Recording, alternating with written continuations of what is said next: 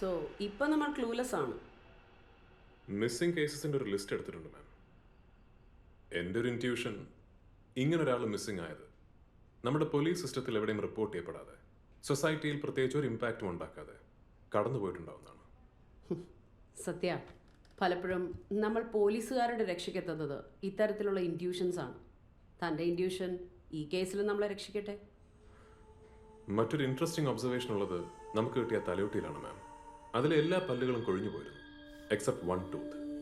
ആ ഒരു പല്ലിന് മാത്രം എന്തോ ഒരു പ്രത്യേകതയുള്ളതുപോലെ.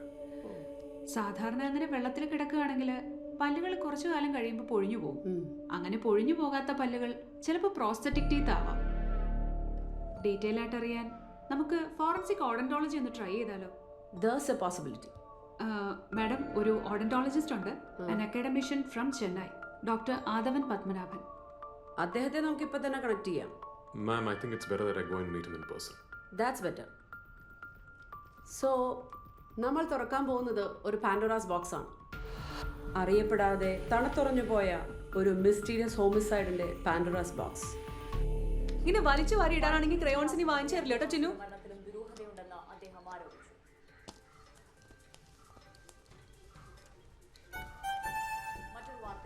കായലിൽ നിന്ന് പ്ലാസ്റ്റിക് ബാഗിൽ കെട്ടിയ തലയോട്ടി കണ്ടെത്തിയ കേസിൽ പ്രത്യേക പോലീസ് സംഘം അന്വേഷണം ആരംഭിച്ചു.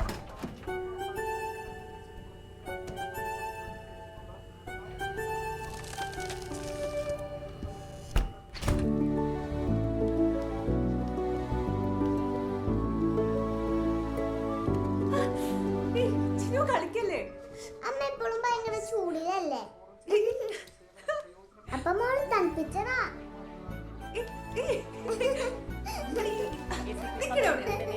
സംഘത്തിനാണ് അന്വേഷണ ചുമതല. ആദ്യഘട്ട പരിശോധനകളിൽ നിന്ന് 30 വയസ്സിനടുത്ത് പ്രായമുള്ള യുവതിയുടേതാണ് തലയോട്ടി എന്ന നിഗമനത്തിലേക്ക് അന്വേഷണ സംഘം എത്തിയിട്ടുണ്ട്. കൂടുതൽ ശാസ്ത്രീയ തെളിവുകൾ ശേഖരിക്കുന്നതിന്റെ ഭാഗമായി ഫോറൻസിക് വിദഗ്ധരുടെ സേവനം ഉൾപ്പെടെ പ്രയോജനപ്പെടുത്തുമെന്ന് ഡെപ്യൂട്ടി കമ്മീഷണർ മാലിനി അരവിന്ദ് വാർത്താ സമ്മേളനത്തിൽ പറഞ്ഞു. സ്കൾ ഞാൻ എക്സാമിൻ ചെയ്തു.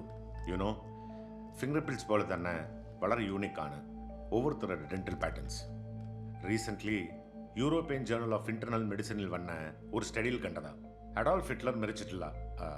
ഹിറ്റ്ലറും അയാളുടെ ഗേൾ ഫ്രണ്ടും കൂടെ ഒരു സബ്മറീനിൽ അർജന്റീനക്ക് രക്ഷപ്പെട്ടുന്ന് ഒരു കോൺസ്പിറസി. ഹിറ്റ്ലർ തന്നെയാണ് മരിച്ചതെന്ന് സയൻറ്റിഫിക്കലി പ്രൂവ് ചെയ്തത് വർഷങ്ങൾക്ക് ശേഷം ഫോറൻസിക് ഓഡന്റോളജിയിലൂടെയാണ്. പല രാജ്യങ്ങളിലും ഓരോരുത്തരുടെ ഡെന്റൽ റെക്കോർഡ്സ് ഇങ്ങനെ കളക്ട് ചെയ്ത് വയ്ക്കാറുണ്ട്. അത് ഒരുപാട് കേസുകളിൽ ഹെൽപ്ഫുൾ ആകാറുമുണ്ട്. ലൈക്ക് ഡെഡ് ബോഡി ഐഡൻറ്റിഫൈ ചെയ്യാം, ബൈറ്റ് മാർക്സ് വെച്ച് ആ കൾപ്രേറ്റ് ആരെന്ന് കണ്ടുപിടിക്കാം. ബട്ട് ആസ് യു നോ, നമുക്ക് ഡെന്റൽ റെക്കോർഡ്സിൻ്റെ ഒരു പ്രോപ്പർ സിസ്റ്റം ഇല്ല. അപ്പോൾ ഈ കേസിൽ നമുക്കിനി എന്തെങ്കിലും ഒരു ഹോപ്പ്? Definitely yes. നിങ്ങൾ ഗസ്റ്റ് ചെയ്തതുപോലെ ഈ സ്കല്ല് ഇളകാതിരുന്ന ആ പല്ല് തന്നെയാണ് നമ്മുടെ ഹോപ്പ്. ഈ ഡെന്റൽ സ്ട്രക്ചറിൽ ഫ്രണ്ട് പോർഷനിൽ ഉള്ള ഈ പല്ല് മുമ്പ് കേടായതോ പൊട്ടിപ്പോയതോ ഷേപ്പ്ലെസ് ആയതോ ആയിരിക്കാം. ഇങ്ങനെ അനോമലീസ് ഉള്ളവർ ഒരു ഫ്രൂട്ട് കടിച്ചാൽ അതിന് ഇംപ്രഷനുള്ള ഡിഫറൻസ് പോലും നമുക്കറിയാൻ പറ്റും. എന്തായാലും മരണത്തിന് ഏതാനും മാസം മുമ്പ് this victim has done a dental transplant. ബോണിൽ സ്ക്രൂ ചെയ്ത് വെച്ചത് കൊണ്ടാണ് വെള്ളത്തിൽ കടന്നിട്ട് കൂടെ ആ ആർട്ടിഫിഷ്യൽ ടൂത്ത് മാത്രം ഇളകാതിരുന്നത്. അപ്പോൾ ഡെന്റൽ ഹോസ്പിറ്റൽസിലെ റെക്കോർഡ്സ് വെച്ച് നമുക്ക് എക്സാക്ട്ലി. പക്ഷേ മുഴുവൻ ഡേറ്റ നമുക്ക് വേണ്ട. ഇതിനെ യൂസ് ചെയ്തിരിക്കുന്ന മെറ്റീരിയൽ, അതിൻ്റെ ഡയമെൻഷൻ, പല്ലിൻ്റെ നിറം മാച്ച് ആവാനുള്ള ഷെയ്ഡ് വാല്യൂ, ഇതൊക്കെ വെച്ച് നമുക്ക് ആ പേഴ്സണ് നാരോ ഡൗൺ ചെയ്യാം. സോ ഈ ഒരു പർട്ടിക്കുലർ പേഴ്സണിന് വേണ്ടി കസ്റ്റമൈസ് ചെയ്ത കോമ്പിനേഷൻ കണ്ടെത്താനായാൽ that will make your job easier.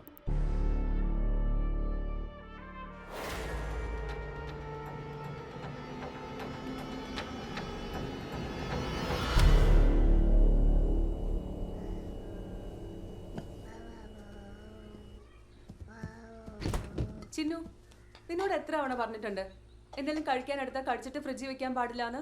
ഞാനല്ല കടിച്ചേ. എപ്പോ നോക്കിയാലും അമ്മ വഴക്കാ.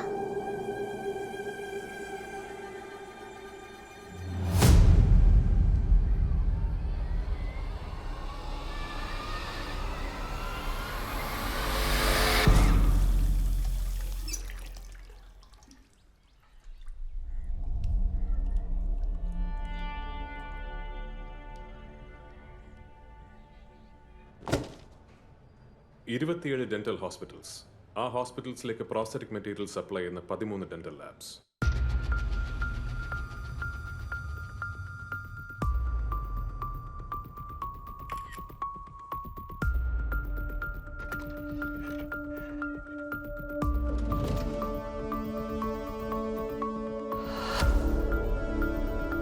ആ ലാബുകളിൽ നിന്ന് ഈ ഒരു പെർട്ടിക്കുലർ കോമ്പിനേഷനുള്ള പ്രോസ്തറ്റിക് ടൂത്തിന്റെ ഡീറ്റെയിൽസ് എടുക്കണം. എടുക്കാം സർ.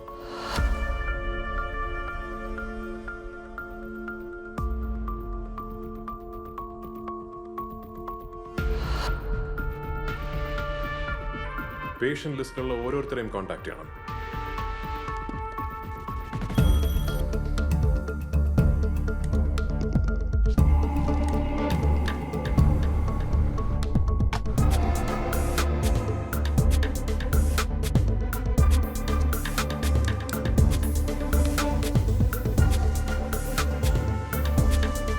ആ ലിസ്റ്റിലുണ്ടാവും നമ്മുടെ കോൾ ആൻസർ ചെയ്യാൻ ഇന്ന് ജീവനോടെ ഇല്ലാത്ത ഒരാൾ.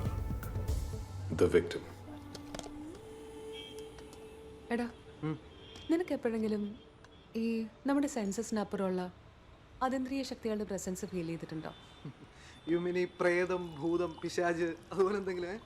എന്താണെന്ന് ഉറപ്പില്ല, പക്ഷെ ഞാനിപ്പോൾ താമസിക്കുന്ന വീട്ടിൽ അങ്ങനത്തെ ഒരു ഇൻവിസിബിൾ പ്രസൻസ് ഫീൽ ചെയ്യുന്നുണ്ട്. നിനക്കേ ഇങ്ങനെയുള്ള പ്രോഗ്രാമൊക്കെ ചെയ്തത് വെറുതെ തോന്നുന്നത്. ദേ നിനക്കറിയാലോ ഞാൻ ഇതൊന്നും വിശ്വസിക്കില്ല എന്ന്. പക്ഷേ ചില സംഭവങ്ങൾ നമ്മുടെ മുന്നിൽ വന്നിങ്ങനെ മയക്കം പിടിച്ച് നിൽക്കും, ഉത്തരം കിട്ടാത്ത കുറേ ചോദ്യങ്ങളുമായിട്ട്. നീ ഇതാ ചിക്കൻ എടു.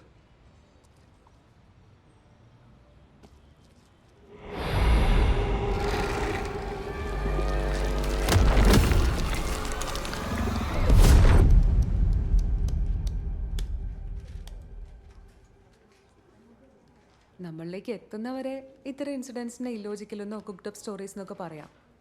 പക്ഷെ സ്വന്തമായിട്ട് അനുഭവപ്പെട്ട് തുടങ്ങുമ്പോഴാണ് നമ്മുടെ ബുദ്ധിയുടെയും യുക്തിയുടെയും ഒക്കെ ബാലൻസ് പോകുന്നത്.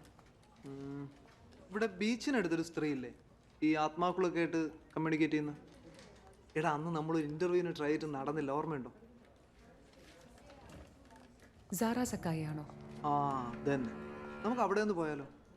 ഈ ഹോണ്ടഡ് പ്ലേസിൽ ആത്മാക്കളുടെ സാന്നിധ്യം ഉണ്ടോ എന്ന് നോക്കിയിട്ട് അവരുമായിട്ട് കമ്മ്യൂണിക്കേറ്റ് ചെയ്യുന്ന എന്തോ ഒരു പരിപാടി അവർ നടത്താറില്ലേ? സ്ക്രൈം? ആ സ്ക്രൈയിങ്. അത്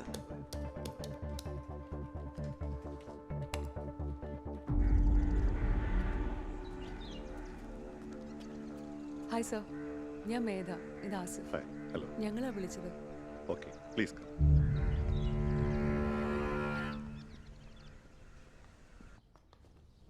സര ഈയിടെയായിട്ട് ആരും മീറ്റ് ചെയ്യാറില്ല. ബട്ട് നിങ്ങൾ വിളിച്ചപ്പോൾ എന്തോ ഓക്കെ പറഞ്ഞു. You wait here for a moment. She is upstairs. Okay.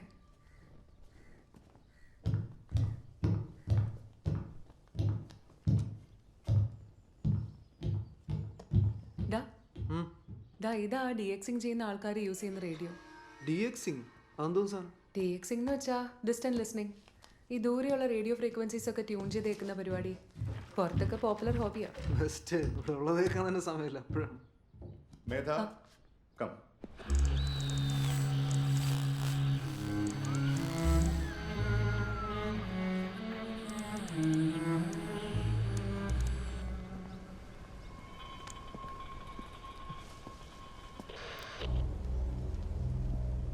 കുറച്ച് നാൾ മുമ്പേ ഇന്റർവ്യൂ ചോദിച്ചു വന്ന ആളല്ലേ യു മേധ? Yes ma'am. പക്ഷേ ഇപ്പോൾ വന്നത് ഇന്റർവ്യൂവിനല്ല അല്ലേ?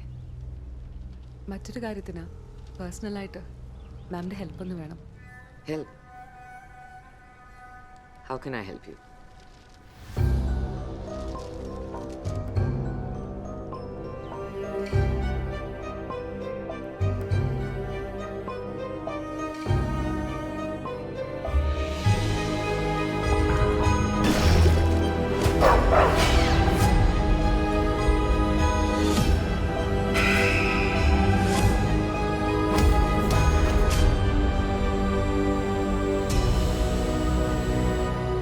So you think there's an invisible presence in your place, അല്ലേ? അദൃശ്യമായ അജ്ഞാതമായ ഒരു ശക്തി. ആ തോട്ട്സ് എത്ര ലോജിക്കലാണെന്ന് എനിക്കറിയില്ല, പക്ഷേ there is something. ഈ പ്രപഞ്ചത്തിൽ ഇല്ലോജിക്കൽ തോട്ട്സ് ആണ് കൂടുതൽ മേധ. കടലോളമുണ്ട്, ഉത്തരം കിട്ടാത്ത ചോദ്യങ്ങളും കണ്ടെത്താത്ത രഹസ്യങ്ങളും. പക്ഷെ എന്തുകൊണ്ടാണ് ഇത്തരം സംഭവങ്ങൾ എല്ലാവർക്കും ഉണ്ടാവാത്തത്? ചിലർക്ക് ചിലയിടങ്ങളിൽ ചില സമയത്ത് മാത്രം ഈ പ്രസൻസ് ഫീൽ ചെയ്യുന്നത് എന്തുകൊണ്ടാവും? ഒരു ഇന്റർവ്യൂ ആവുന്നുണ്ടോ? അല്ല ma'am, just out of curiosity.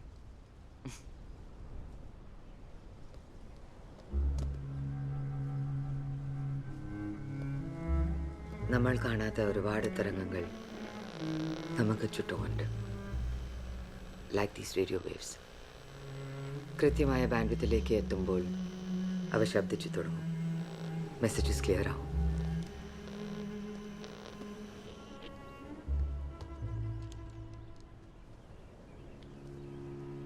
നമുക്ക് ചുറ്റുമുള്ള ആത്മാക്കളും അതുപോലെയാണ്. വേവ് ലെങ്ത് മാച്ച് ആവുമ്പോൾ അവരും ശബ്ദിച്ചു തുടങ്ങും. അതിനെ ഒരു സ്പിരിച്വൽ കോണ്ടാക്ട് എന്ന് വിളിക്കാം. അതിനൊരു പെർട്ടിക്കുലർ ടൈം എന്തെങ്കിലും ഉണ്ടോ? നോർമലി സ്പിരിച്വൽ എൻകൗണ്ടേഴ്സ് കൂടുതലും സംഭവിക്കുന്നത് വെളുപ്പിന് 3 മണിക്കും 4 മണിക്കും ഇടയിലുള്ള സ്പിരിച്വൽ ആർ അല്ലെങ്കിൽ കണക്ഷൻ ആളാണ്. സ്ഥിരമായി ആ സമയത്ത് ഉറക്കത്തിന് ഡിസ്റ്റർബൻസ് ഉണ്ടായാൽ ചിലപ്പോൾ ആത്മാക്കൾ നമ്മളുമായി കണക്ട് ചെയ്യാൻ ട്രൈ ചെയ്യണുണ്ടാവും. എൻ്റെ വീട്ടിൽ അങ്ങനെയൊന്നുണ്ടെങ്കിൽ അതെനിക്ക് അറിഞ്ഞാൽ കൊള്ളാം. മേധയ്ക്ക് ഒരു റിയൽ കൺസേൺ ഉണ്ടെങ്കിൽ we can try a scrying session at your house this weekend. Bye. Sure ma'am, thank you. Okay come.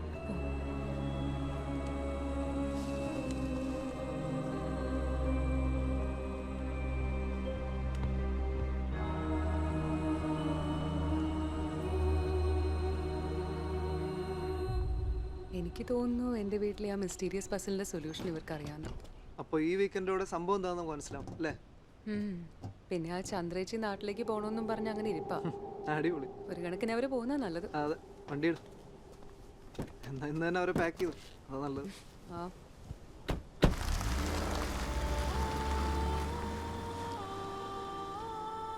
Timmy, ഞാൻ പറഞ്ഞില്ലേ കുറച്ച് നാളായി എന്നെ ഹോൺ ചെയ്യുന്ന ഒരു സ്ട്രെയിൻ സൗണ്ടിനെ കുറിച്ച്. I have a feeling it's trying to reveal something.